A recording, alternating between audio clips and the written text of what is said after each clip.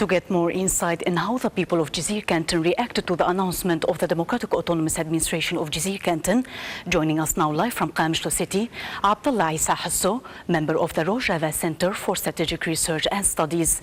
Welcome to our show, Mr. Hasso.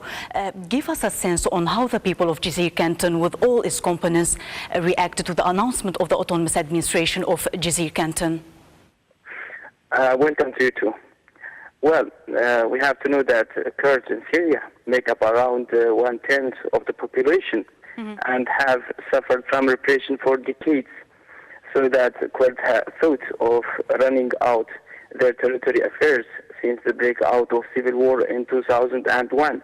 So they have largely had to fight on their own against those jihadist or Islamic groups who came from outside of Syria by the help of Turkey on Saudi Arabia and other countries. So that to prevent Kurds of making such autonomous.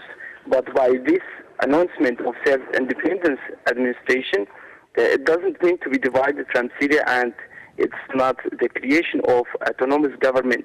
But the Kurds want a federal system in Syria because that it was an urgent priority for Kurds and other components like Arab and the Christian people and other ethnic groups to prepare such temporary administration to manage the affairs of the region until the situation in Syria stabilizes and there can be a democratic government and legitimate elections. So that it was an urgent priority for the Kurds and for the other to have such temporary administration. What about the exclusion of Kurds as a separate delegation from the Geneva II conference taking now place in Switzerland? Give us the view of the people of Rojava regarding this matter. Yes, right. Well, people criticize the peace talks for being a choice between two evils for Kurds at a time when all sides are being invited to the conference, but the Kurds' demand for participation has been overlooked.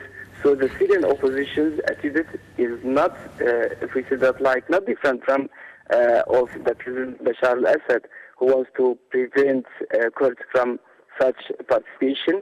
At the same time, for this one, we can say that Kurds have been victims of this regime and the opposition for not supporting them to attend such conference.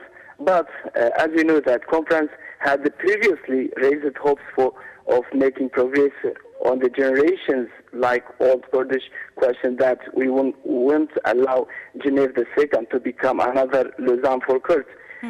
Because despite this disappointment by the Kurds at not being invited to the Geneva II, but we believe that the world have to engage with the Kurdish question at some time, and that a solution to the Syrian crisis isn't possible without Kurdish.